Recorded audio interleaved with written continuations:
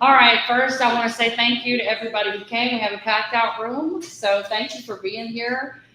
This is my first time to get to do something like this. My name is Jennifer Boozer Stewart, and I am formerly the owner of Canabama, which is just a few blocks that way and closed for the last 2 months, unfortunately. And I'm the host of Sweet Home Canabama Radio, and I've had Dr. Boyd on the show and enjoyed being able to get to know him. And I wanted to introduce him to the people of Mobile in person so that you guys can get to know and love him like we do. I've never voted Democrat, never in my life, but here I am because sometimes you just don't know better. And do you know better, you do better. I'm a single issue voter this year. After everything my business and my industry have been through, this is the one issue that I care the most about because it is my livelihood and I can't pay my car note anymore. The state of Alabama did that to me. And I get calls even now after 2 months from people all over who are upset. They don't know where to turn. They're suffering. They're having night terrors and PTSD symptoms and pain again, and they don't know where to go. And it's incredibly difficult after 7 years to have to say, I'm sorry, I can't help you anymore. So right about the time all of this was happening to me, I was introduced to Dr. Boyd. And I have to say, it's been some dark months for us. We have fought and fought and fought and fought for months in the session and got nowhere. We faced 8 ban bills. It was like being carpet bombed by the State House. We had lies told about us, got called dope pushers on public radio, and the people in the State House who are currently elected treated us like criminals. And now the ones of us who are the good actors are all out of business. Two more businesses closed just this week. One in Birmingham and one in Tuscaloosa, very good friends of mine, people who do it the way I do it, teach them what they need to know, vet products, and give people something they can safely use as an alternative, especially when Western medicine has let them down. And so this is what kind of brought me to Dr. Boyd's door. And I find in him a fellow passionate teacher who has put all that he has on the line for this state time and time again. His message is very similar to mine. And we have more in common than I've ever had with anybody at that State House who calls me a dope pusher. He takes us seriously and he cares about the people of Alabama. And so it was my honor to be able to put this meeting together and give him a shot at governor. He deserves a shot. He is by far the most qualified candidate, and he's one of the smartest guys I've ever met. And I'm really excited to be able to be a part of this. So the Alabama Cannabis Coalition, which I am the media director for, have endorsed Dr. Boyd, among others. And we are trying to vet every candidate that is running to find out if they are pro-cannabis or not, and endorse the ones who are, because it's far too much has been spent fighting this. We've been promised medical cannabis. We passed that bill 4 years ago, and corporate greed and money comes before the sick, suffering, and dying in Alabama. And we want to do something about that. And Dr. Boyd has a plan to help make that happen. So it's my honor tonight to introduce you to Dr. Will Boyd.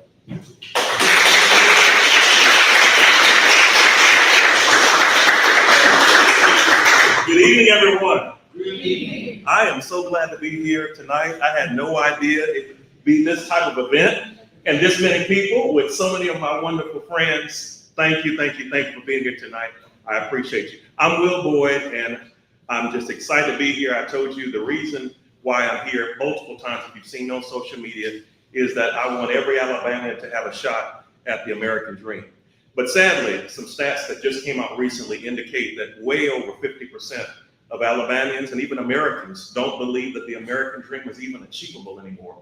People don't believe that it's possible because of HB 445 or the big beautiful bill, that it's even possible that we would even see ugly things like that happen right now. Don't do that again, Brother Johnson.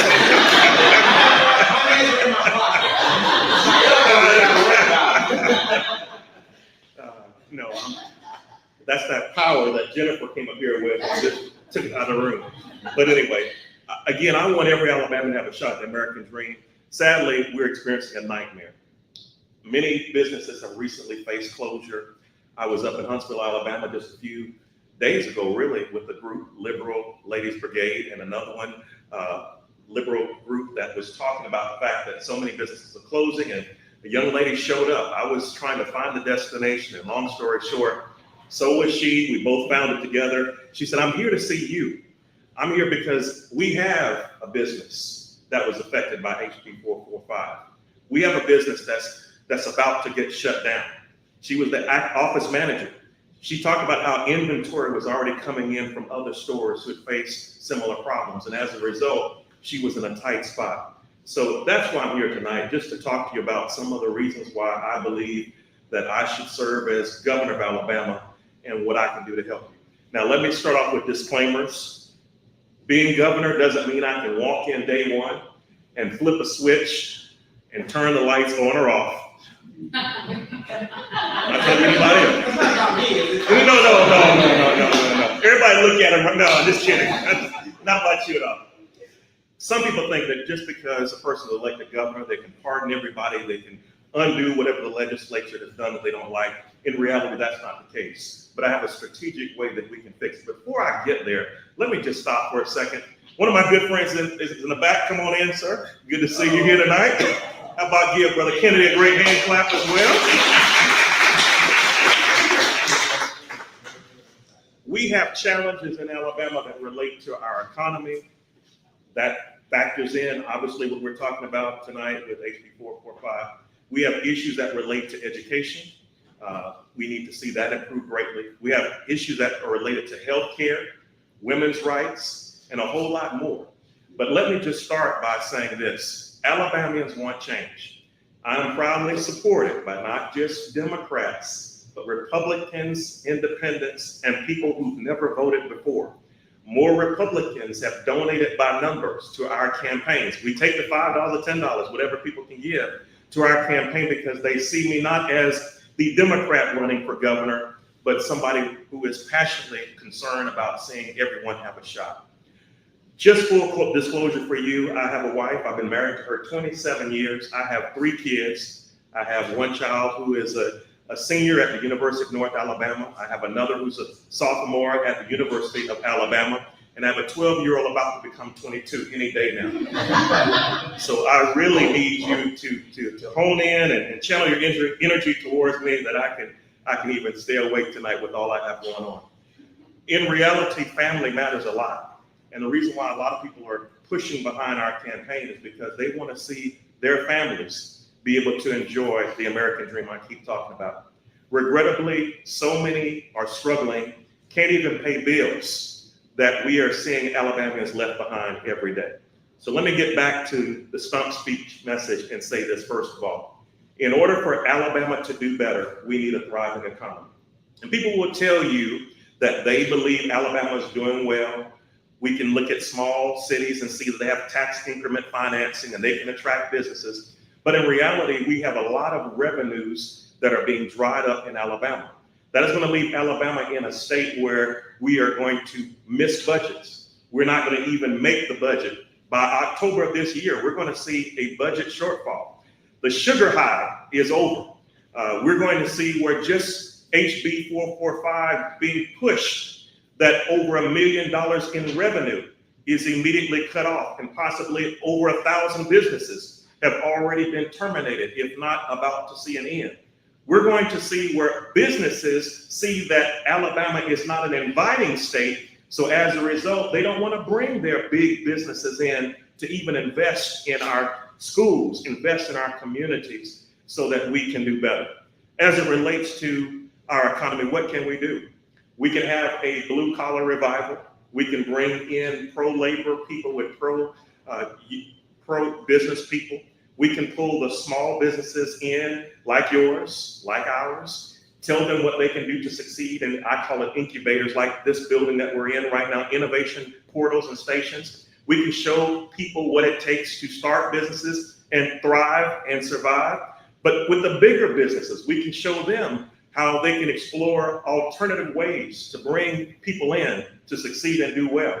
how we can explore even what I'm calling a new Department of Energy for the state of Alabama, placing an energy commission in place that is actually going to help us explore alternate ways of even creating energy in our great state. I know people are going to push back on that one alone, but we need to embrace bold new ideas. We need to have an all-inclusive platform that pushes for coal. As I've stood with coal miners, they were out on strike for 2 years in Brookwood, Alabama, and I was willing to work with them and just hear them out, stand with them as they were fighting it out, trying their best to be heard. We also have to explore beyond electricity, hydroelectric opportunities. Our state is a biodiverse state, has a lot of waterways. Thank you for giving me the opportunity to go through a tunnel today. Yay! Being from the central part of the state, I can't say I've seen a tunnel in a while. So yeah, I went through the tunnel today. That was the highlight of my day, before seeing all of you, of course. But we need to embrace not only new technologies, new energy sources, but from a business point of view, Alabama has the opportunity to start in the north. Obviously, you saw Space Command is supposedly coming this way.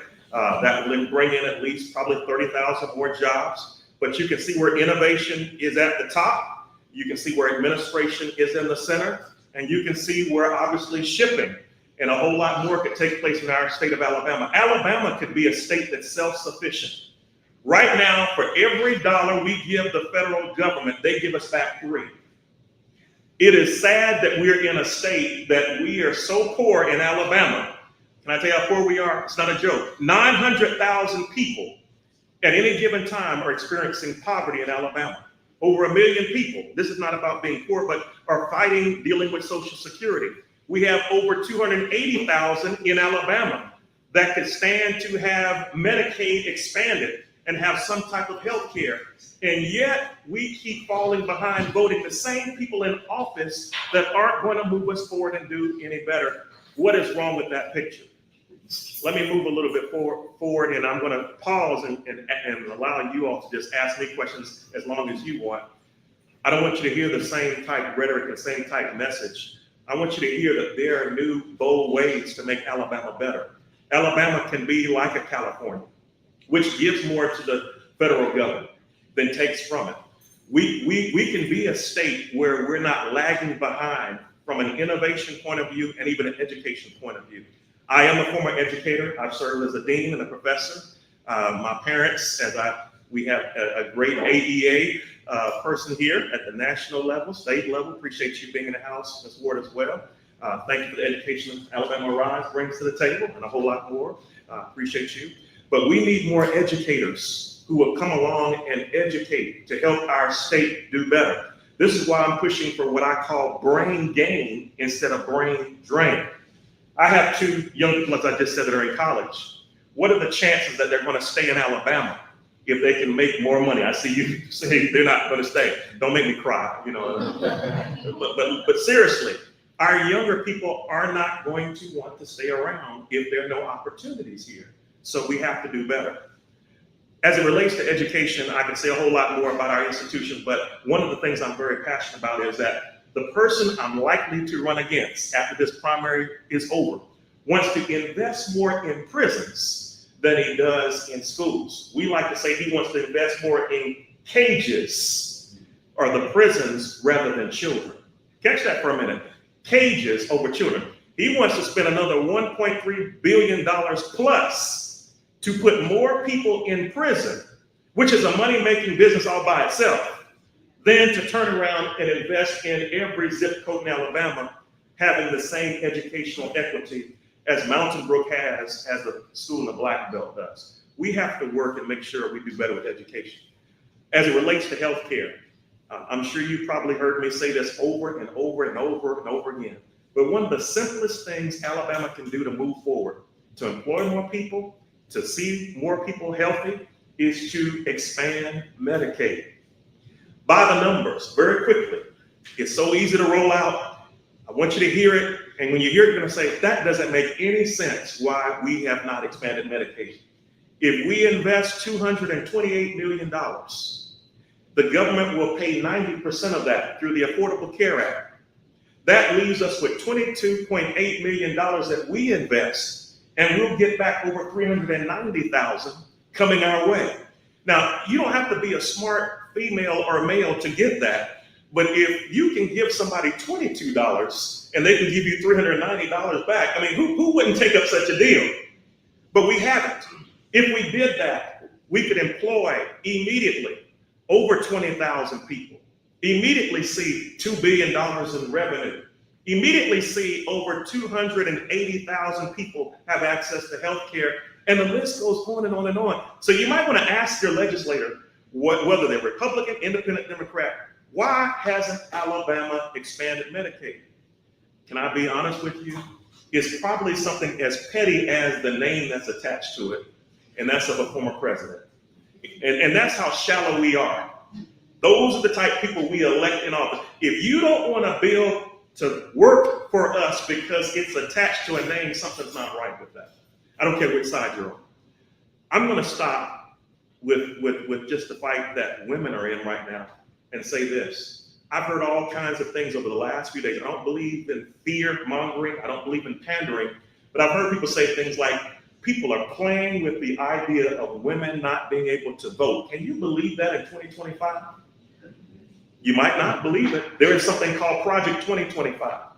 And whether you like it or not, some argue we are 31% through that. If that is the case, it ought to scare you by the time we get to 60 or even 90 where we're going to be, if we're this far already. So there's a whole lot that could be said about women's health, women's rights, whether you're pro-life, pro-choice. The government has no business intervening, telling any family member what they need to do with their body or make decisions for them. I'm a person who believes in life from the cradle to the grave.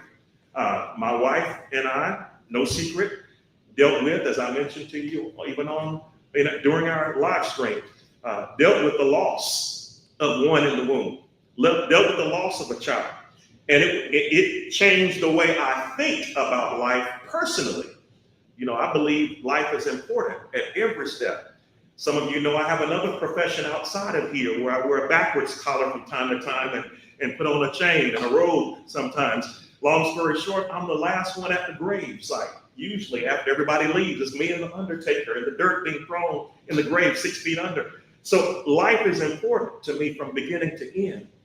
But it's also important for me to understand, and you to understand, there's some women that are bleeding out in Alabama in bathrooms all by themselves, who need help but can't get to an OBGYN because the OBGYN is afraid she or he might be prosecuted for trying to help them through a process, whether good or whether bad.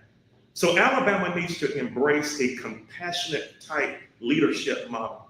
Leaders in office who will strive to make sure that they listen more than they talk.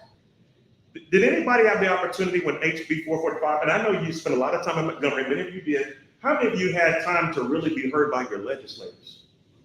And if you did, somebody laughed. A few people laughed. If you did, then wonderful. You're in a special place. One of the things I want to bring to the table as I stop is this. I can't wave a magic wand day one and fix what took place with the hemp ban, but I can call a legislative session. I can restrict the focus to nothing but hemp, nothing but cannabis, nothing but whatever the drug, whatever the substance may be, and we can discuss that openly. And if people choose not to be a part of that, that's them. That's when we call them out and say, Representative, we elected you to represent us, at least to listen to us. Why won't you even show up and do your job? I believe it's time to legalize. I believe it's time to listen. And I believe it's time for us to lead and move forward. And that's why I'm here tonight. So thank you so much for this opportunity. I'm Will Boyd. I'm excited to have a team member that's really close to me right here. Give it up for Elizabeth Callahan. She is always there. I'm just going to say pixies in the house, some undercover people that do a lot of work in the house. So we appreciate everybody for all you are doing. Please check me out. My website is drwillboyd.com. One of the slogans I close with every time we end a speech, and of course I've not given you a speech tonight, but it's Alabama can, Alabama will plan on my name. I think you heard it before. Say it one more time. Alabama can. Alabama will. All right. You're sounding good, real good. Elizabeth tricked me. She said, there are only going to be about 15 people here or something like that. And you all packed the room out. Look at you. Alabama can. Alabama has good people like you who are willing to move forward. And with you electing Will, I believe we're going to see change. So thank you so much for this opportunity. And with that, I want to stop, listen, hear your questions, and try to answer them. What questions do you have for me tonight? Yes, ma'am. My name's Sarah. Hey, Sarah. I've been a line cook. It's my profession. I've been to school for it for 15 years. One of the main reasons I moved away from here, I did live here for 10 years just because I knew that if I wanted to take my job seriously, that I couldn't do it here. And upon moving back, after living in New Orleans for a really long time, I was floored when I heard for so long that, oh, you'll have so much easier time living in Mobile again because it's so much cheaper. It's not. It's almost the exact same cost of living as it is in New Orleans, except the pay has not gone up at all. I've spent time looking for jobs, and there are people who are hiring for $10 an hour. I have a job now that I like, but I'm having to leave it because I can't afford to pay my bills. And I'm being punished because I decided to go pursue a degree in a field that makes me happy. And the businesses here aren't doing anything to help us. And they expect us to just somehow live off of that. And it's incredibly frustrating. And I mean, and I hate to say it, but it makes me one day wonder if I'm gonna have to leave again to be able to afford to live. And I just wanna know what you would potentially plan to do about minimum wage and about helping people like me who want to continue contributing to an economy that brings people here. Yes. But we're not seeing the benefits of that. So you're an example of what I talk about when I say brain drain. You went to school, you invested believing that you would achieve, do better, and had to leave. You left. We're so glad you came back. As it relates to business, larger businesses are only about 20% of most economies, 80% of the smaller businesses. When you drill into the numbers, most smaller business owners might tell you the reason why they can't do better beyond minimum wage to where I want us to be, a living wage, is because they think it's a cost that they have to add to the product or service they give.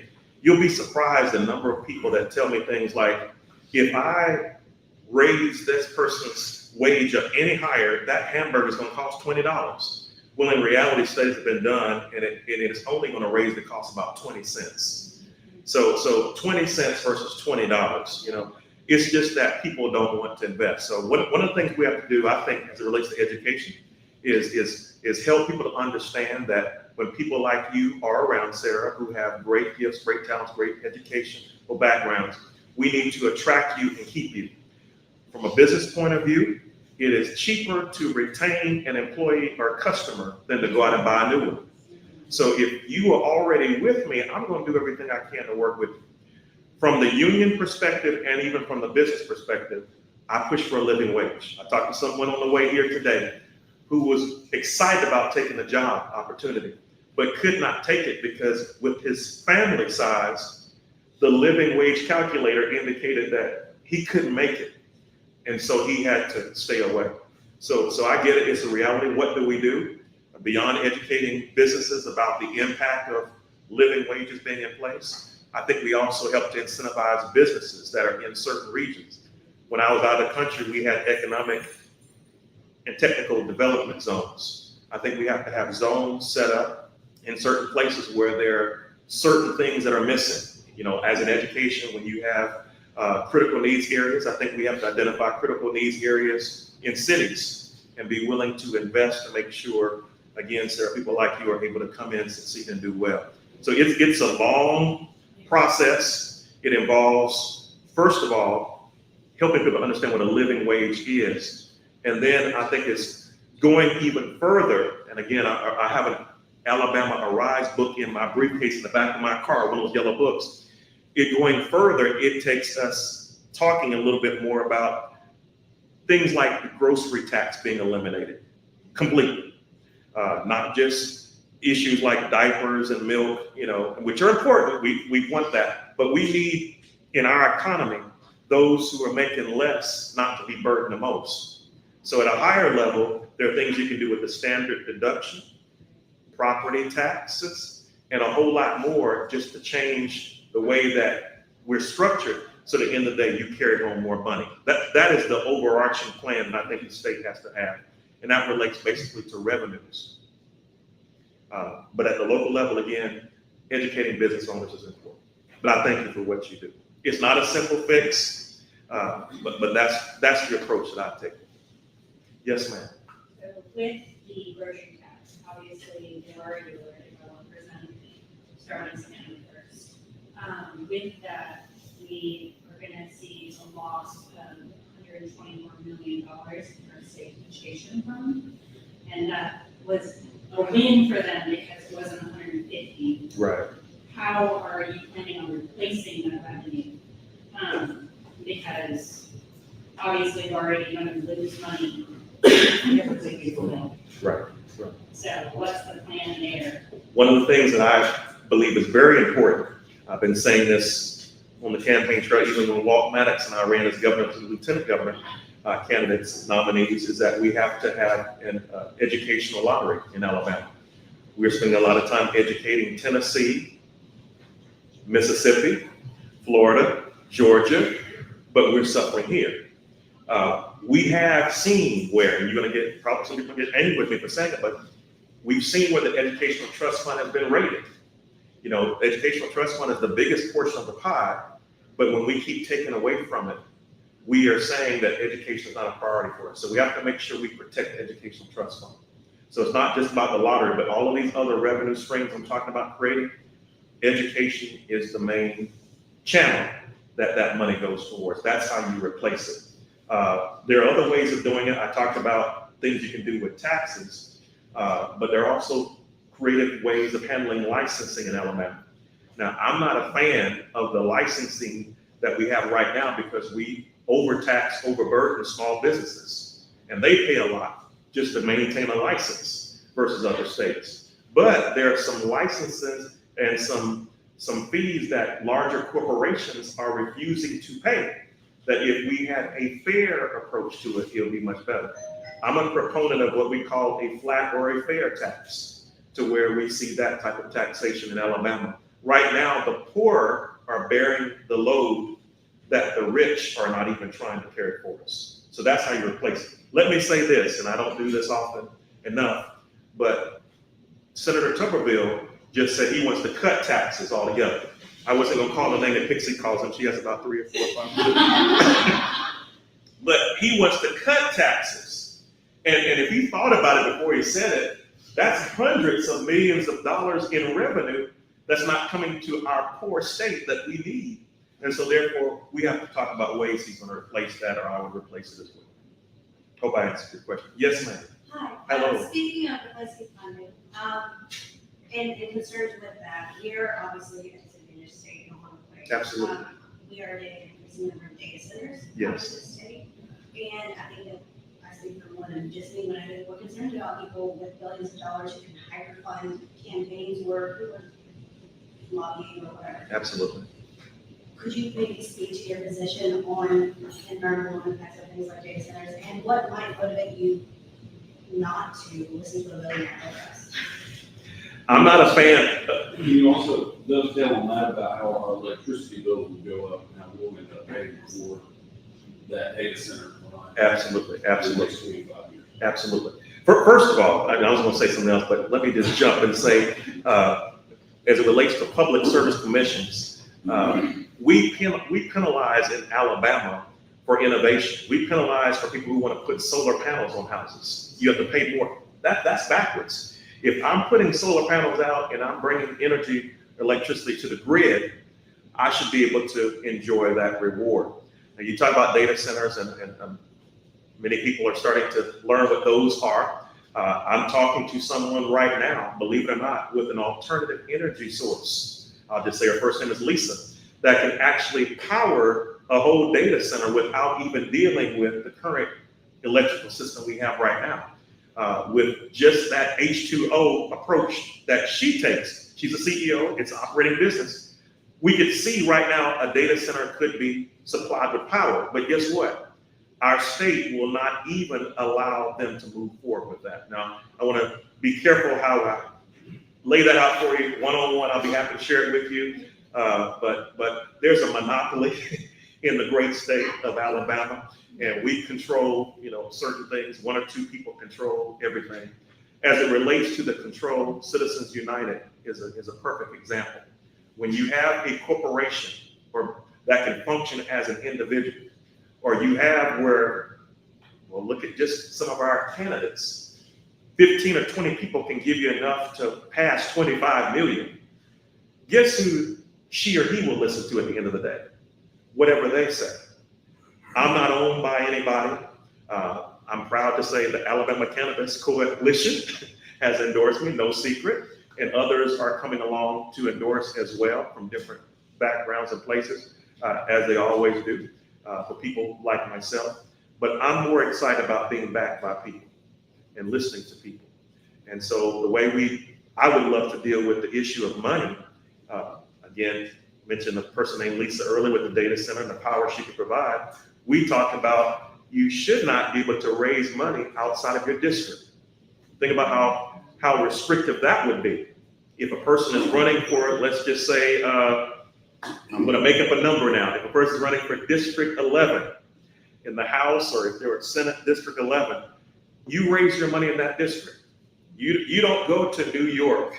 You don't go to Canada. And I'm just making up this country now, right? You just don't leave and go anywhere in the world with dark money coming in for special interest. And I said Canada, but let me just stop for a second. Do you all know who owns the timber in the United States? Most of the timber that we have is not even ours. Other countries invest in our country and have our resources. So again, I'll just wrap it up by saying we have to look at the way money is raised for candidates. We have to move into the dark money area, zoom in, hone in on how these candidates are receiving millions and billions of dollars. One billionaire, believe it or not, can buy a whole election in Alabama. And so you think about that. Somebody from Illinois, somebody from Missouri could just back one candidate with any interest they have and forget the rest of us, and it's all over. So it's going to take reform in the way we have energy, the way we deal with energy, the way we deal with money being raised. Yes, sir. One of my passion areas is public transit. So what are your thoughts on like Amtrak, expanding that throughout Alabama, or even like our bus system, especially in rural areas that have no kind of access to transit? So I live in Shelby County. Thank you for your question. But I'm one county away from Jefferson. Mobile, obviously. Counties like Mobile and Jefferson benefit greatly by a public transit system in place. But let me take it to the national level first. I told you for every dollar Alabama gives the federal government, we get 3 back. But do you know Alabama every year leaves a lot of money on the table as it relates to transit and high-speed rail? So for years, I have been traveling around the state saying how, and I want to say Mr. Kennedy as well, how we need to see high-speed transit. So the person could, let's just say, live in Mobile, Alabama, or work in Jefferson County. Or let me flip it for a second. What if you had someone who lived in a rural community where they pay taxes, but they came in and worked here and took those taxes or that money, paid their taxes in their locality and helped to improve where they are? That's what public transit would do. You could shop in your case, maybe Huntsville, Alabama, in the morning and be back home in Mobile in the evening. That's what public transit can do. I propose that it follow our interstates, run it right down the corridors that are already in place. That's not a hard sell. The government will help us with that. Federal government, Alabama just won't take up the offer. So I want you to really leave here tonight asking yourself, is Alabama really in trouble? Is Alabama poor because we just can't get our hands on anything? Or are we poor because of the decisions our leaders are making? And I think you'll be surprised. Some of you won't. when you see the decisions that are made to keep us where we are. It has to change. So yes, for public transit. I saw two hands go up at the same time, and then I'll come your way. Can I follow up on this? Absolutely. This transit thing. I used to be a nurse practitioner in Pine Hill, Alabama. It's on the western side of the Yes. box. Had patients, we were 2 hours in any direction that you want to go for a great many specialists. Absolutely. So, of course, we took care of things locally as much as we could, but we had some very dedicated caring physicians and nurse practitioners in that area. But getting someone 2 hours away from a rural place like that is really challenging. So I don't want you to forget those places. I don't. Believe it or not, when I'm in Pickens County, they have to go all the way to Tuscaloosa County to get healthcare treatment because of the lack of ambulatory services or the hospital struggles they have.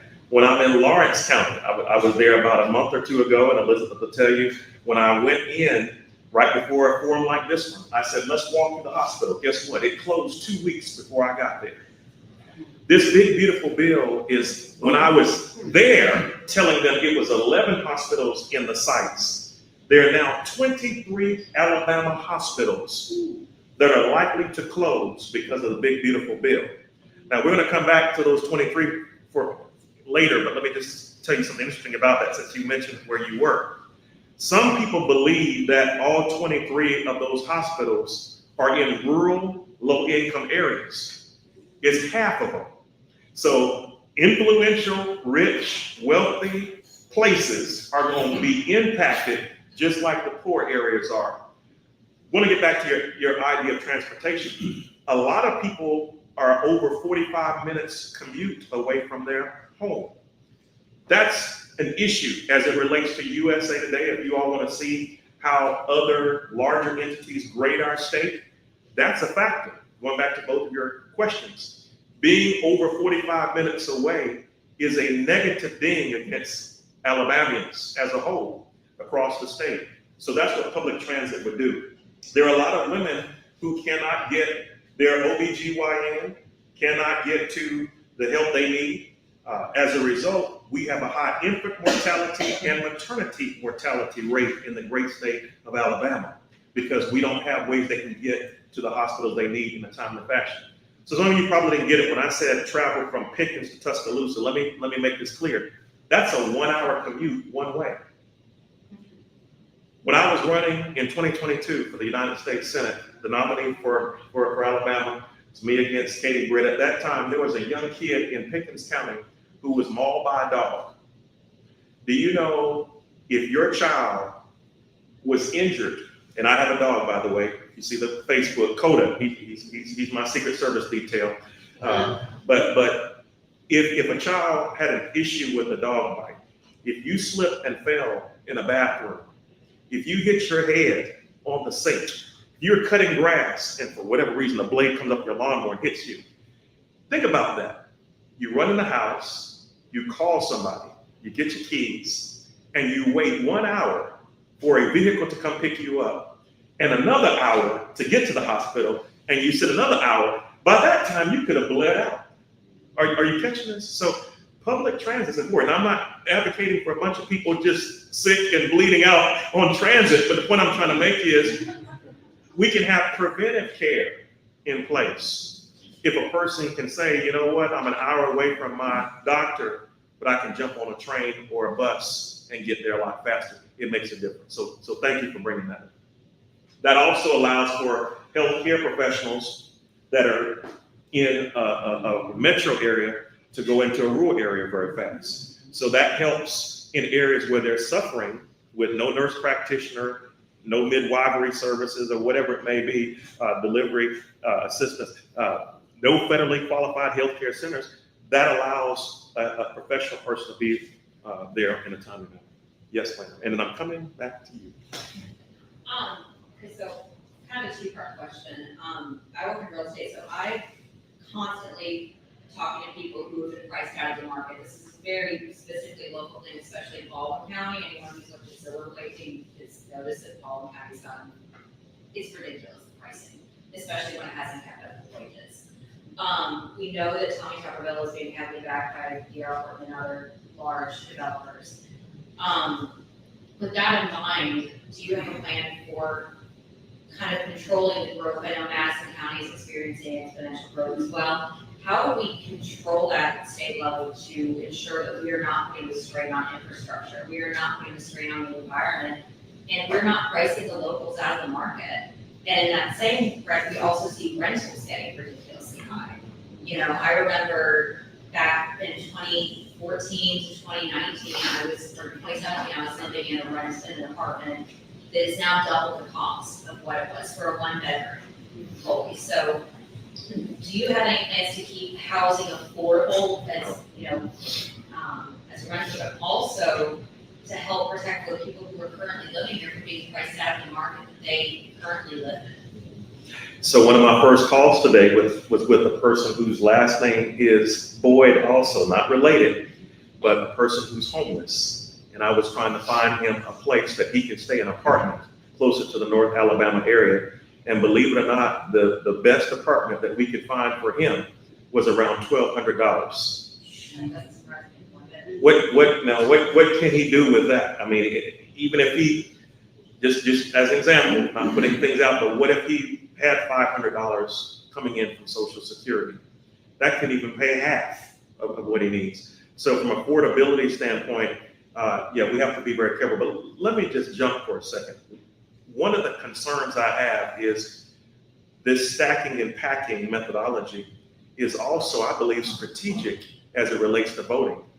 And 100%. Okay. So people want to see more people densely populated so that votes shift one way or the other. So that's one of the things you have to think about when you start looking at what's happening. I think citizens show up in a community when the developers are out and say, look, this is what we would like to see. This is what is affordable for us. And I think whenever the presentations are being made to city council, that's when you work through your city council person and mayor to make sure that they're not bringing in places that eventually price out people who are there in the area and then intentionally demolish other neighborhoods that have been there a long time and force people out. I see that happen all too often as well. So we have to, like I talked about the billionaires earlier with Citizens United and other campaign practices, we have to face those billionaires in our own communities, those developers, and call them to the carpet and say, this is what we want to see. So it is important. Affordability is another one of those indices that people like USA Today and others look at. When we are pricing people out of housing, people don't want to come to Alabama. It's a good thing to come to Alabama. We want people to come. But again, you mentioned Huntsville, one of the fastest growing cities. Madison and Baldwin County are too. Madison and Baldwin are. And look at how much it costs to live there. It's not fair for the person, let's just say, who worked on the Redstone Arsenal in North Alabama, retired, with cost of living being here, and all of a sudden, next week, it's up there. So it takes a whole lot of, I think, effort on our parts to start with our city council at the local level, go to a Mayor Tommy Battle up in Huntsville or whoever may be the appropriate mayor in the city that you're in, and tell them what you want to see. As governor, I think that I have to push the need for there being affordable housing across the whole state. But honestly, that is something that municipalities control, not the state itself. I wish I could, but that's at a local level.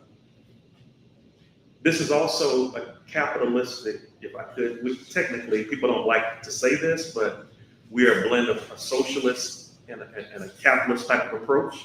So in capitalism, as you well know from business perspective, you don't want to regulate to the point that people's ideas are not freely embraced. But when you see people taking advantage of others, I think they should be called out. And that's what's happening in these cases with this type of housing, lack of affordability. Did I answer your question first? Yes. What other ways can I address that as a governor? You help me. I mean, the biggest thing we've seen down here locally is in Baldwin County, there's always a neighborhood that's been built that has major runoff issues. It's dumping, we've seen water quality issues. that seems to be the, there's things that can be only controlled, like you said, at the city or county level. And I know a lot of people have been pushing back against the county commission to grant these permits to these large builders. It's just really hard when most of the land is being developed as county, not city. And there's obviously a lot of money involved. But the biggest thing would be the state level, is there anything we can do from an environmental standpoint to push back on it? Because I know, like I said, regulation wise, it's city and county level, but is there anything that can be done at the state level to kind of head in one direction? I think, and I'm glad you brought it up. I think I mentioned earlier about Alabama being one of the most biodiverse states. From an environmental perspective, we have issues as it relates to soil. Mr. Kennedy and I have talked about Mercaptan as it relates to Mobile, a spill. We've talked about clean water as it relates to Bishop Mountain. We've talked about the fact that in Lowndes County, we have a septic sewage issue where 25,000 people are experiencing septic sewage issues. Ask for septic tanks since 1986 when they built their brand new homes, and still don't have it today. The last president actually pushed for money to come this way. Current president stopped that money from moving forward. So we're kind of at the mercy of the federal government as it relates to dollars coming in. But from an environmental perspective, again, protecting certain lands is important, preventing erosion, runoff. When you have a whole lot more surface, asphalt jungles, concrete, water has to go somewhere, especially with places like this, soil erosion, something in Mobile and Baldwin County. Those are things I think we can push back on. And to your point, to stop the overcrowding, say, from the environmental point of view, that's the way we attack it. So thank you for helping me to move forward with that answer as well. Yes, ma'am. You waited a long time. Oh, gas station. So, I mean, we all know what's going on with ICE and some of our, most vulnerable, citizens and neighbors. It's getting worse by the day, so by the time you might, what can you do, what are your plans to protect, those individuals? And, what can you do at a state level to ensure that our, maybe local law enforcement is not aiding at all possible? Yeah. From a legal point of view, the real valid reason why, or constitutional way that the federal government can come in and do something like that at the level they're doing it is if there were an invasion. Like, for example, the National Guard coming in. I'm going to switch to ICE in a second, but the National Guard coming in, we could argue that's not constitutional because there's not an invasion. Secondly, we could argue that by law, they are not to assist local law enforcement officer with policing the streets, all right? Now, you might say, well, you asked about ICE, why is he talking about the National Guard? Because it's all blending together now. And at one point in time, can I be blunt and honest? This is not, when Elizabeth and I are doing these videos for social media, it has to be 30 seconds, I'm in and out, bam, and I can say it real fast and it's over. But I'm just talking with you all behind the scenes. If you all don't mind me giving you the long answer today. We have a blending now to where it was people of color that feared being apprehended. People who have certain last names who feared being apprehended. People who might have a certain working class, a card, if you would, green card, whatever it may be, who feared being apprehended. Now we know that there are white men and white women who are being detained. They talk to us. They've been zip tied. They've been thrown on the ground in 90+ degree weather. They've been apprehended for over an hour until they finally agreed to a search of a vehicle, even knowing their rights. So right now, the concern I have is the fact that the law, and I'm all for the law. I have many people around me who serve in law enforcement. We need law enforcement. We need more Alabama Law Enforcement Association people working in Alabama. We need more state troopers working in Alabama. We need more municipalities and more law enforcement. Did I say that enough? Now let me say this. The problem we have is you have some rogue individuals in federal offices, in federal agencies that believe that they can take the law into their own hands, and they're not going through due process. They're not taking their time to do what they need to do to research. So I wouldn't doubt, I know for a fact, not I wouldn't doubt, I know for a fact there are people right now who have been apprehended who should not have been. Elizabeth, I'm not gonna look at you. You can just nod your head, say yes or no. Don't we know this is a fact? All right, I'm gonna take her to this old amen corner over there. That's not good. Because I talk about my son. My son has hair that's probably down to his shoulders, braided down. He wanted to, he can bring it out like an afro, you know. But I'm afraid if he walked out on the street at any given time, he could be apprehended. You know what? To be honest with you, I'm afraid if I'm walking down the street, I can be apprehended. All right? Nobody's exempt in this room. No matter what you look like, what you have in your pocket, wallet, it doesn't matter. So I think we have to be very, very concerned about what's happening right now and push back and ask, what is ICE's main objective? Now, the sad part is that the stories I have to listen to are heartbreaking on a daily basis. But do you know the goal is for 3,000 people a day? 3,000. That's the quota. That's cool. That means it could be exceeded and they can be rewarded for those activities. So this is where, like I talked about going through city council, this is where I need you all. And you know, I saw some videos of what you all do down here in LA, Lower Alabama. You all run congressmen off. You know, hey.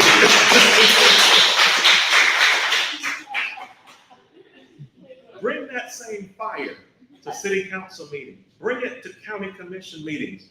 Bring it to meetings where you know federal employees are going to show up and speak and call them out on it and let them know it's not right. Call your local law enforcement, local elected officials, state and federal, let them know you see what's happening and it's not right, and that's how we change. All right. Did I answer your question? You did. All right, probably too much. I see your two hands there. There's a law 287 where the state is supposed to agree to let the police do the work of the ICE. And some have not agreed to it. I think Barrow hasn't agreed to it. So what can you do about that? Because they're still doing it. Yeah, I'm making this clear as it relates specifically to the National Guard. They cannot legally do any type policing. They cannot do that. Even if the municipality says it's okay or whatever, do whatever. No, they cannot do that. So whoever is saying that is true, it's not. If it went a court of law, it can be pushed back. The problem though is by the time you get this into a courtroom, how many people have you locked up? Quite a few. And then watch this money making business. They're trying to get immigration attorneys or lawyers to get them out, and before you know it, it's a racket. It's prisons are basically ways that people can make a lot of money in Alabama. And if we're not careful, you're going to see more alligator Alcatrazes pop up all over our state because people don't care what is being done. So I hear you, and I agree with you. There are some agreements that should be made, but when statewide we embrace that activity, they can come in and do whatever they want to do. Look at California. Look at Illinois. You can see what's happening. I'm sorry. Yes, ma'am. Yeah, And I'm over here. Okay, yes. but I wanted to follow up on that. As governor, would Yes. you have any say? Could you stop what's happening with the ICE and the National Guard coming into our state? I would love to say I can, and I will. But look at Governor Gavin Newsom. Look at Governor J.B. Pritzker, Illinois. All right, they've already pushed back, and troops are already there as we speak. And it's about to move even further. There are other cities that have been targeted as well, and I use the word targeted on purpose. And I dare you to just look at the demographics of the cities that are being targeted and ask yourself a whole other question: why is that being done? Look at the person's political background, who is the elected official in that area, and you start to see this is not about safety and trying to restore law and order is something totally different. And when we let people let me just say it this way, when people operate outside the law, or when people take the law in their own hands, a lot of people get hurt, even killed. So it's not good. So, but as governor, yes, I would push back. I would fight back. Okay, thank you. My actual question, and that was just a follow-up, is about guns. Yes, ma'am. And as I understand it, the leading cause of death for children in Alabama, Yes. as well as nationally, Yes, guns. it is. Again, as governor, what kind of things can you do about that for our state? Well, it's no secret that I have a D behind my name, and I have to work with people with an I and an R that are there. But one of the things that I found most effective is to tell people how much, it's sad, but how much a gunshot wound costs. It's sad, but people don't get it until you put it to dollars sometimes. So what I typically do when I'm in the room with other people, I say, first of all, let's agree we all are supporting the Second Amendment, right? And everybody agrees. Let's agree we all want to have guns or the ability to buy them. Everybody agrees. Interesting, the Democrats often have more guns than the Republicans, right? But at the end of the day, at the end of the conversation, what I work down to is this. There are over 1,000 Alabamians who get shot and killed by way of gun violence every year. Over 1,000. There are over 3,444 that get injured by guns every year in Alabama. Let's put that in perspective. 67 counties, but over 4,000 families every year, if not the same family, but 4,000 families are affected by gun violence. Why would we do something about that? Why wouldn't we talk about red flags? Or why wouldn't we talk about making sure that if a person has an issue with mental struggles or whatever they may be, if they've been identified by a therapist, a psychologist, psychiatrist, as somebody who's perhaps would bring injury to themselves or other people, why not make sure they cannot go lay hands on guns? First of all, I tell people, just enforce the rules, the laws that are on the books first. Do that, and that will stop problems overall. But then take it a step further and make sure when you have people who are willing to go out and buy guns, they need a longer period for them to be checked and investigated. Background check should be a little bit longer. These are simple things we can do that can actually stop these things from occurring. On the other side, I could talk about schools and how we prevent mass shootings, but in reality, again, it's the people on the front end who are getting the guns that is the problem. The guns aren't the problem. It's the people that are putting their hands on them. So that's what I handle. Talk about the issue, the numbers, and then how can we bring about a solution? Usually when I bring it home with the numbers, and sadly, a cost per gunshot or a cost per death, all of a sudden they say, you know what, we don't want to see Alabama spend that type of money. What can we do? Now, I believe I saw your hand next. Yes, ma'am. Thank you. Thanks for taking my question, Dr. Boyd. Yes, ma'am. I'm Mia Ward. Yes, I ma'am. work with the school system. I advocate on the national level at Congress. I'll be there this year for the first time this month. On October the 9th.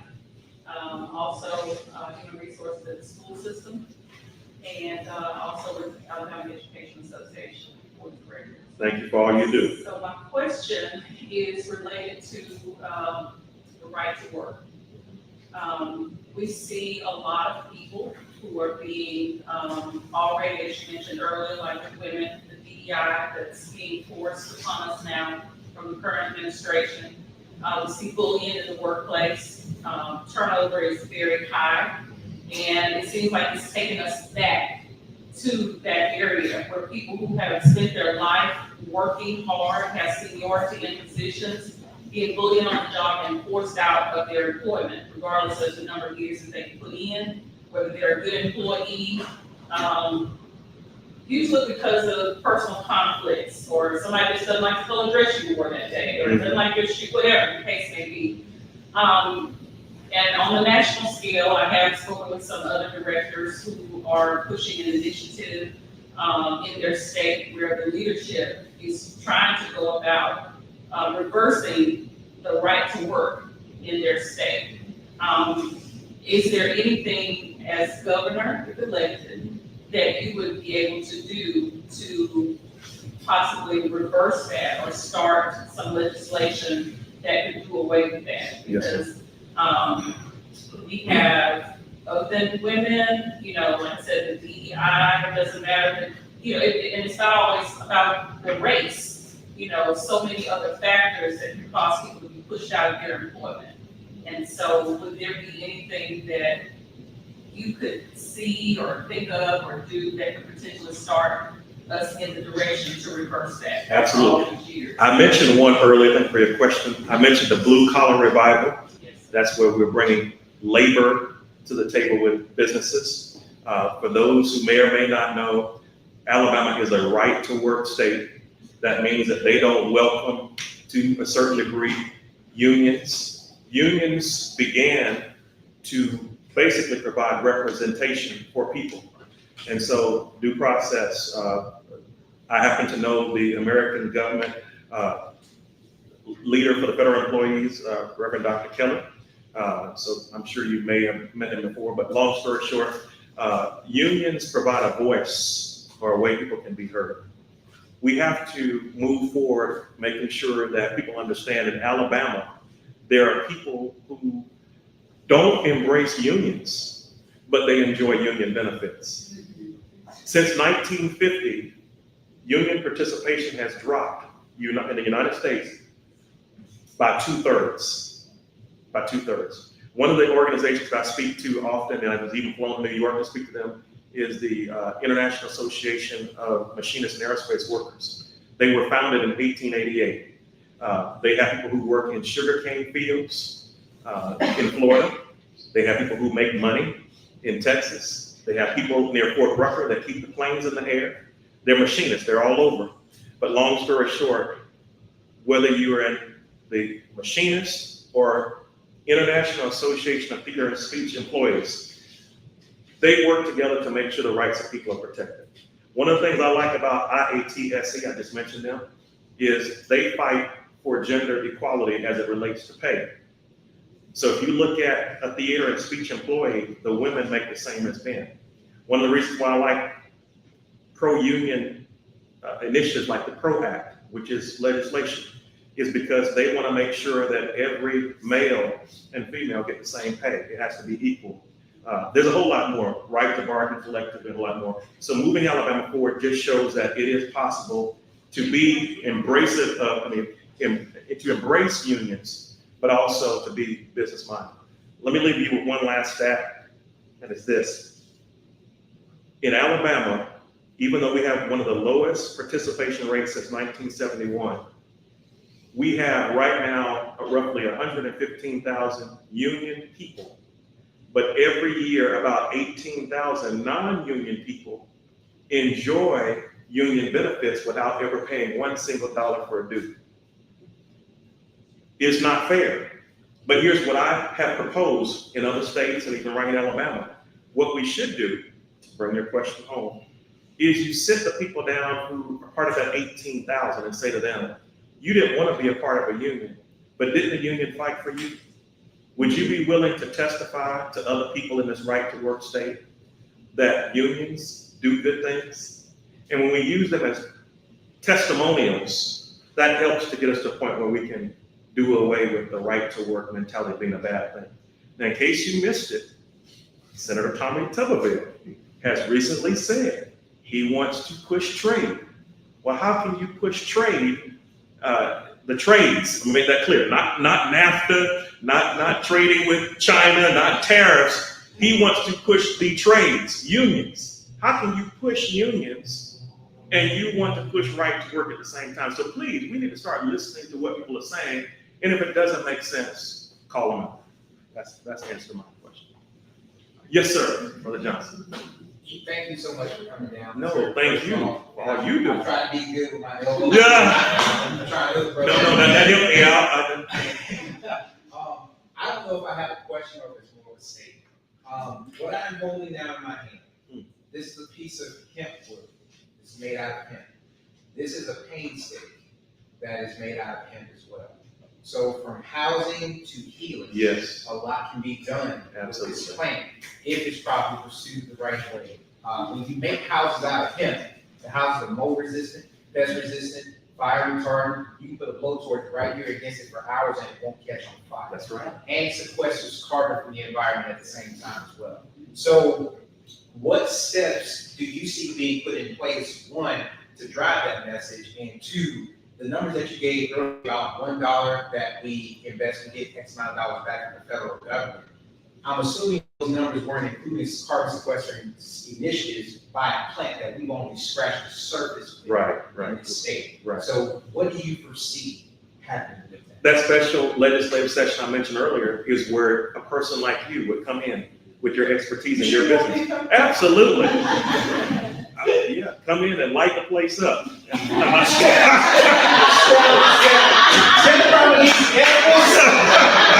I need a drum set.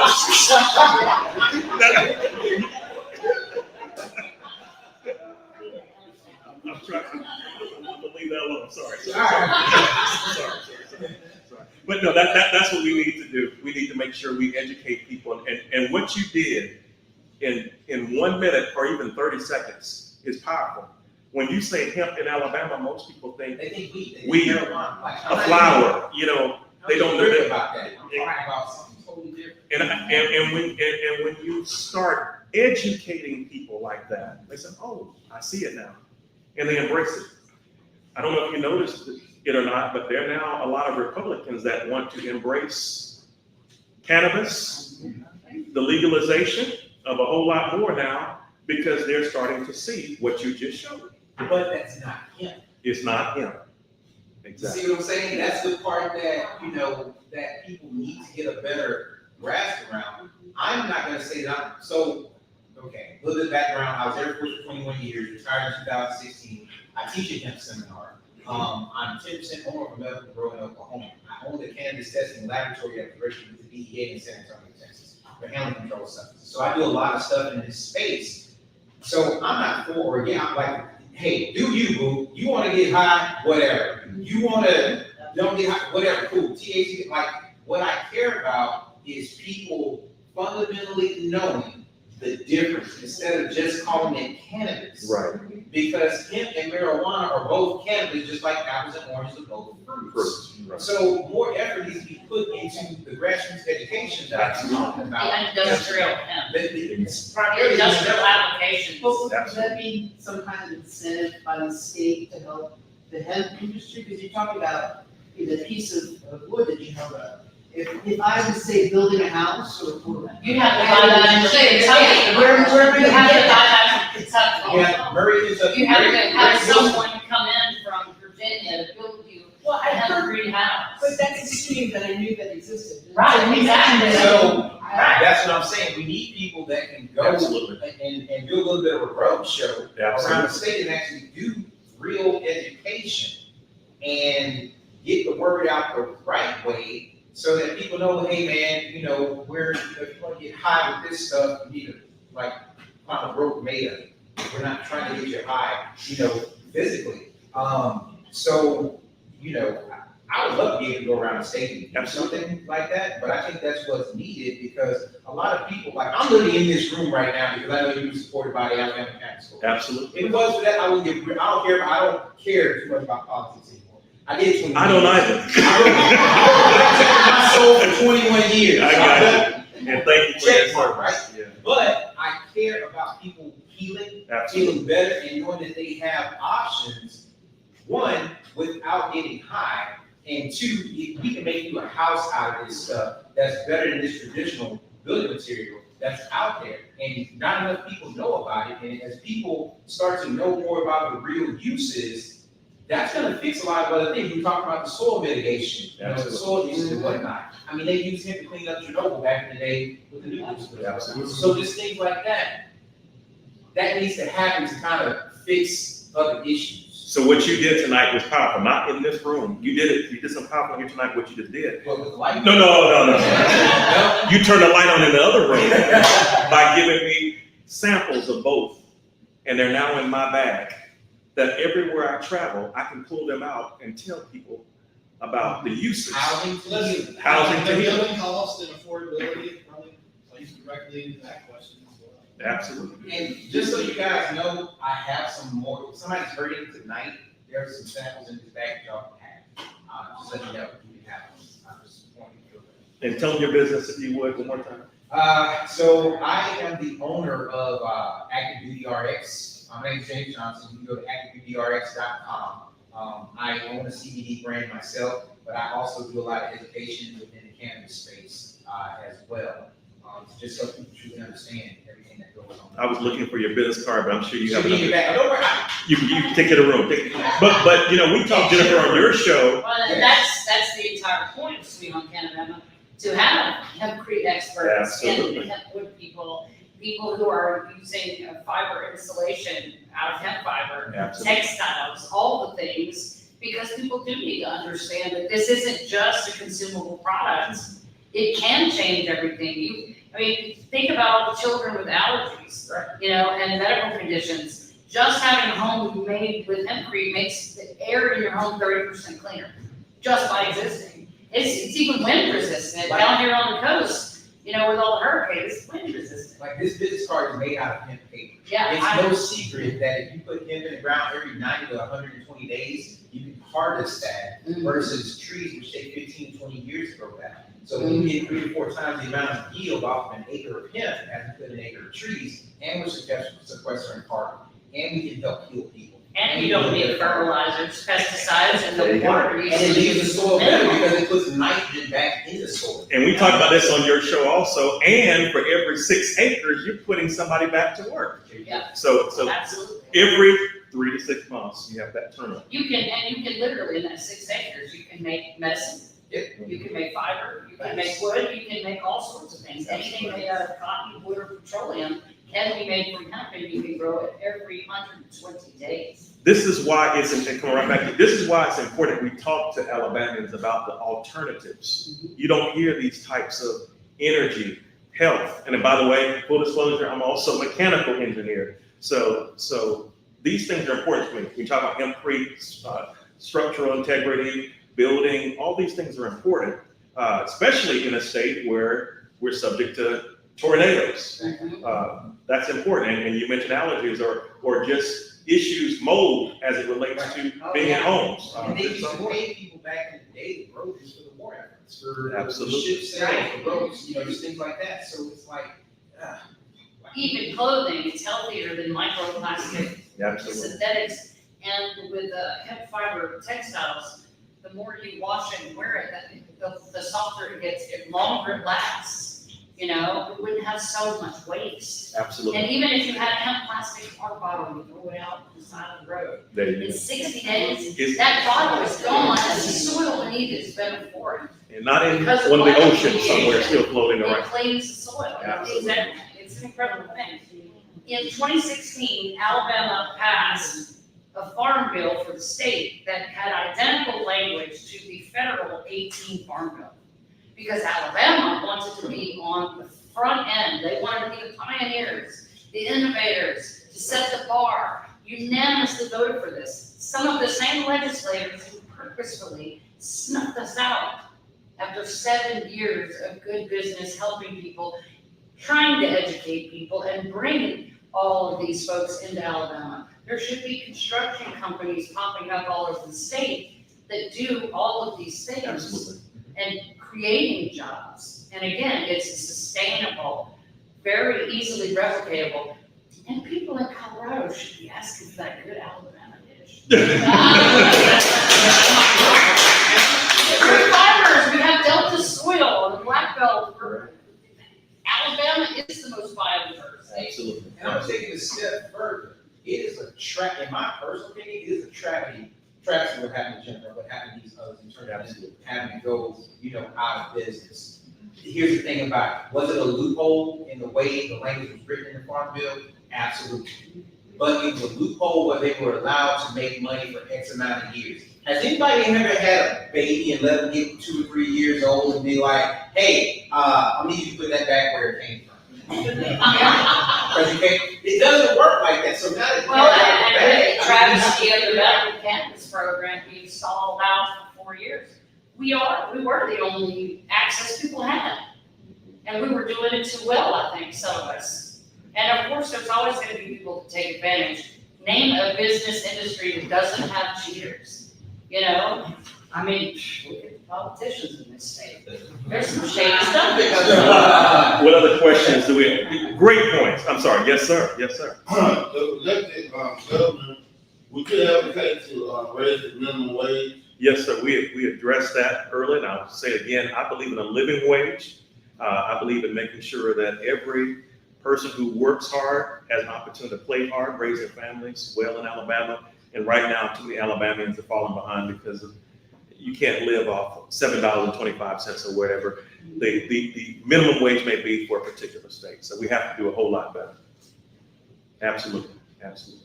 And I'm sorry, yes, sir. Listen, we talked a little bit about, rural healthcare and transportation and stuff like that. There are a lot of rural people in the state, the farmers in Baldwin County, the fisher folk down by the Latchery, who feel unheard and kind of disregarded by the Democratic Party. Let's, in just a couple of sentences, like, what's your North Star? What's your guiding principle that would resonate with those people?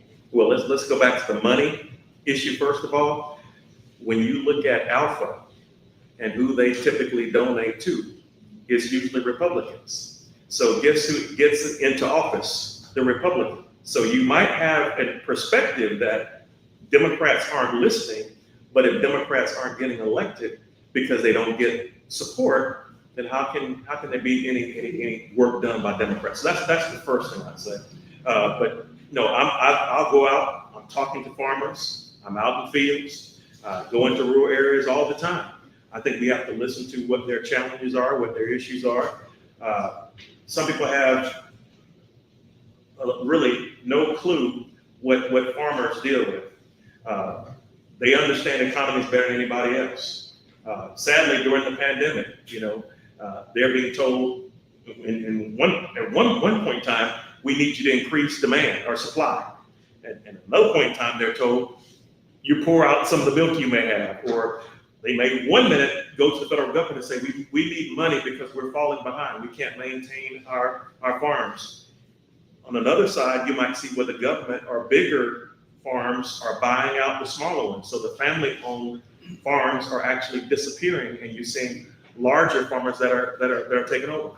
I talked to a very wealthy farmer a few months ago who was devastated by some things that happened to him that I won't make public because we're live streaming right now. But I listened to his journey. He was doing very well until one particular incident took place, and now he's struggling. Cannot do what he wants to do at all. So I think farmers have to be listened to like anybody else. But again, we need to see why the Democrats aren't getting elected. It's because those people who can contribute to us just don't. That's one of the problems. I'm just putting it out the way it is. Alpha and others typically support Republicans. Not the answer you want to hear, but it's probably the truth. Uh-oh, you on the phone like you're gonna read, I'm in trouble now. So I do a lot of volunteer work with the city animal shelter here. I was wondering, like, you said you have a dog, like, what your stances are on like animal welfare, if you would pass like stricter rules against like animal cruelty, if you're like favorable towards that. Absolutely, absolutely. Yeah, I mentioned CODA earlier. It's important to make sure that we are investing in helping humane societies, whatever the animal may be. I'm strongly against animal cruelty. I look at our dog as a member of our family. I just believe it's important to make sure that we even help people who are trying to rescue animals. One of the things that blessed us during the pandemic was going to a place called 2x2 Rescue and actually getting our dog that was actually under a burned out home and giving him a home. But the test that I had to go through, my family to go through, is first of all, do we understand the type of love it takes to bring a dog into the home? We mentioned a baby earlier, just kind of joking along, but that's bringing a baby in.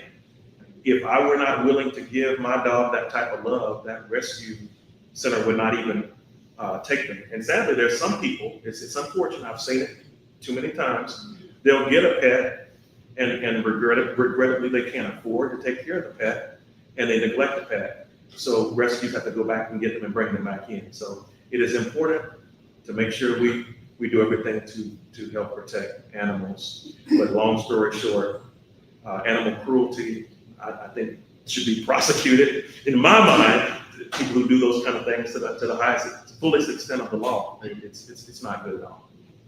Thank you. You're welcome, you're welcome. Anybody else? Oh, sorry, I'm here. They don't offer spaying or neutering a pet in the local shelter.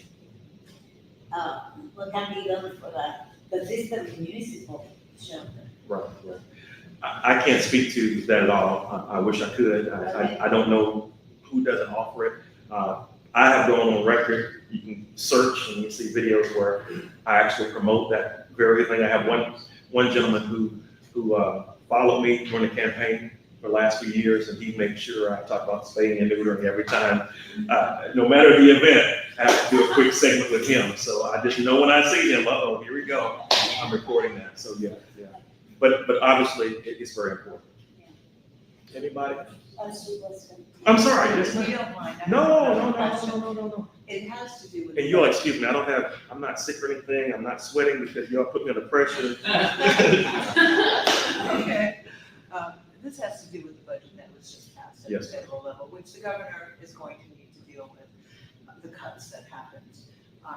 And I wanted to ask you about two things. One were the cuts to the SNAP program Yes. and how the state of Alabama could come up with that money. Is that even possible? Or what's going to happen to people who are their recipients? And the other question has to do with something you said earlier about expanding Medicaid. Is that even possible with the cuts that are included at the federal level? Supplemental nutritional assistance programs have been threatened, actually under the first administration of President Trump.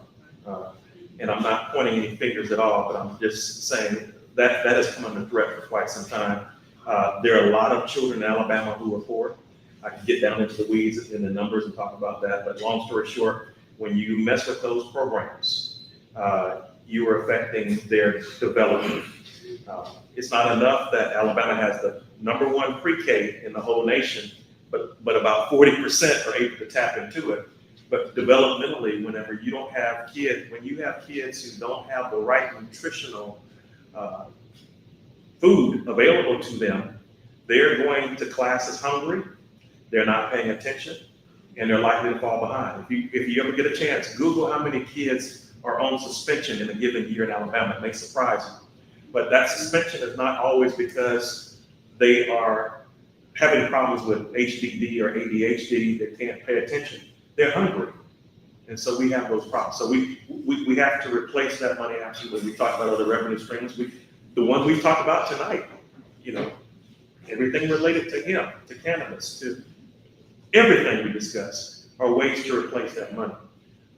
On the other side, as it relates to the expansion of Medicaid, it is going to be that the ACA is likely to phase out that 90% that comes back to us. So I mentioned 228. I'm always careful to say that number first. Whether we pay 228 or 222.8 or 228, that money will come back favorably to us. We'll get more back. Even if we didn't have that type of help from the federal government, it's been proven by, if you just Google it, somebody use AI, you'll see no matter the study, it's been proven over and over again, without the federal government's help, Alabama can still sustain itself by expanding Medicaid and do well. And if you need me to show you those, I can. That's not a problem at all. So yeah, we can handle it. It's just a choice by Alabama not to do it. So we can spend 228 and get 394 back, no problem whatsoever.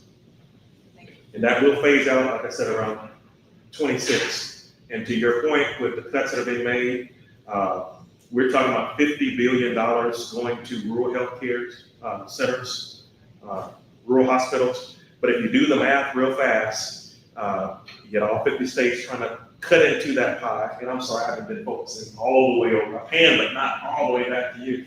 But we could see as high as $200 million a year come back to help us with rural healthcare. businesses, our healthcare hospitals, but the problem is that's not enough. It won't cover us. Do you all know over 70% of the hospitals in Alabama are operating in the red right now? Am I right? Over 70%. Think about that. I mean, it looks profitable. You have a baby, you drop the pacifier on the floor, and you think, you're gonna get charged, I'm just exaggerating, $200 for the pacifier. You think, man, they're making a lot of money every time a pacifier hits the floor, right? But no, over 70%. Go look at it tonight. It might amaze you. And again, keep this in mind. 23 hospitals are in the sights about to close in Alabama.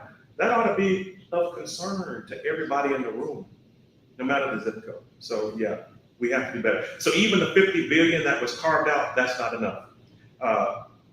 Even if, and you asked about the budget. Sadly,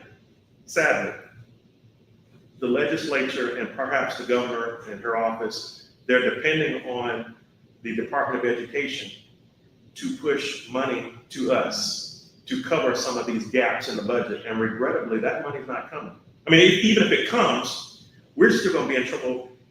We're in September now, next month. That's how close we are to this being a problem. I would tell you all what I really think, just raw, but you all say I'm a conspiracy theorist, but it's almost like they know I'm gonna be governor. And they want it to go south while I'm in the seat. But I have a plan to fix all of that to make sure we stay in the black and not the red. We're gonna go green, right? No.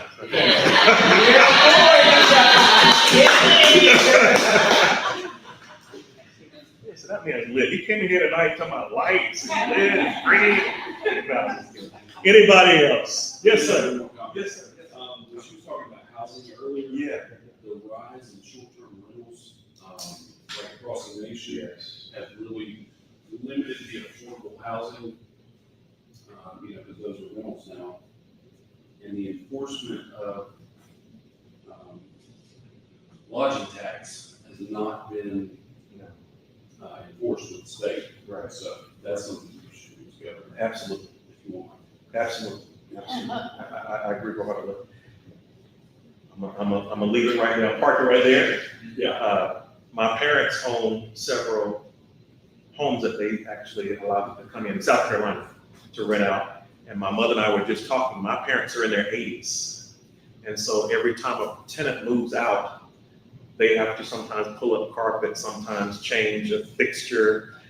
They might have to go back to walls that don't have hempcrete or something like sheetrock, and they have to replace that. And so I was explaining to my mother in a very polite way, unless you, I'm gonna call him daddy tonight, unless you, mommy and daddy, are plumbers, electricians, or people that can actually do this work, you have to really stop and think how beneficial it is to be in it. Because yeah, you can keep trying to raise the cost of rent, but if people can't afford it, if you're pricing people out, it's not a good thing at all. But yes, there are, when I talk to a room like this one, I have to be careful because sometimes I have homeowners, I have people who own the properties that are being rented, and then I have on the other side people who feel like they're being priced out. So we have to sit everybody down at the table and reach the best medium in between the two.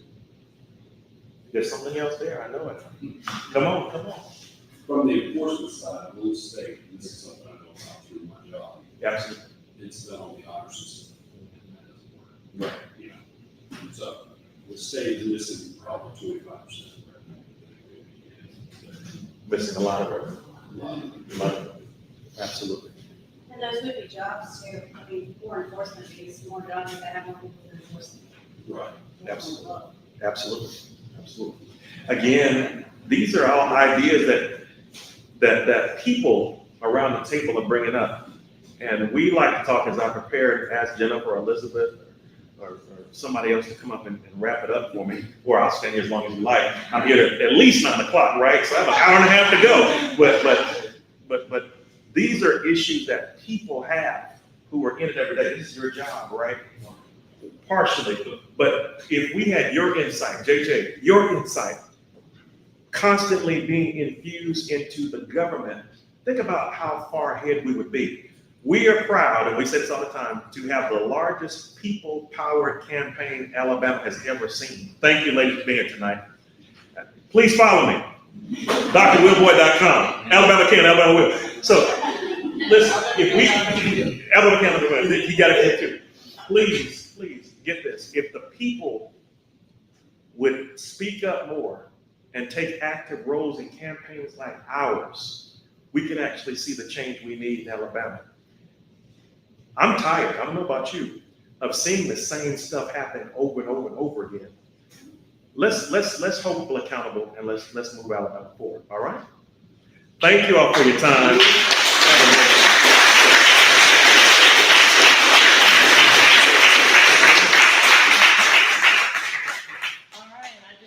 Thank you to JJ for helping arrange for this room and Innovation Portal. I've never been here before. I've passed it for years. This is an amazing space. Tell the truth, where you live? Next door. I used to live next door when they were building this place, but I never got to actually come in and see what they do. This place is amazing. Always, downtown Mobile has a special place in my heart. My shop was just about 4 blocks that way, and I spent 7 years in downtown Mobile, and I love Alabama. I hate what's happening in Alabama, and I hate what it's done in so many of the questions and the issues that we heard here tonight. I happen to be experiencing one of the really bad things that's happening, but there are so many other things. Having spent all that time at the State House over the last session and the last few sessions, I've seen midwives be bullied by the health committee. When there's 23 counties where you cannot deliver a baby or get to a pediatrician, they bullied the midwives to the point they withdrew their bill, and all they wanted was to perform a heel prick test so that these babies could get the early intervention that they need if they need it. And it was insane to me to be called a dope pusher and to be talked about like I'm something on the bottom of their shoe when I was up there fighting for my livelihood and following the law, and it is an uphill battle. All of these issues are an uphill battle, but I think the great equalizer needs to be the voting booth. And I did speak to one representative who told me, we were just inundating them with emails and calls for months and months. And he said, I don't even need to read the emails to understand that people are upset about this bill because of the sheer volume of them. People don't email their legislators when they're happy. So it works. You can do it. If you have to do it every day, it can be done. And please encourage everybody around you to vote. The voting turnout in some of these places, Dothan, I think they had a 12% voting rate for the mayoral election. That's not acceptable. Everybody wants to be a keyboard warrior on social media and complain. I've never gotten so many ugly messages since I started promoting Dr. Boyd in my life. Somebody even said, I don't feel sorry for you anymore, that you lost your business. Sorry, why? So we have to do what we have to do, and we have to get the people in the voting booth. I'm sorry, but this state is too red, and I can't even believe, like I said, I've never voted for a Democrat before. But we need a little more purple in this state. There's got to be some balance. And that is one of many, many reasons that I will be voting for Dr. Will Boyd, because Alabama can. Thank you. If you're listening from the live stream, you can catch Sweet Home Alabama every Monday night for the last 6 years. And as long as we can stay on the air at FM Talk 106.5, and on our YouTube page, Facebook, Instagram, X, LinkedIn, wherever you can find us. We will continue to vet candidates that are pro-cannabis and discuss these issues openly. And thank you all for coming. Have a great night.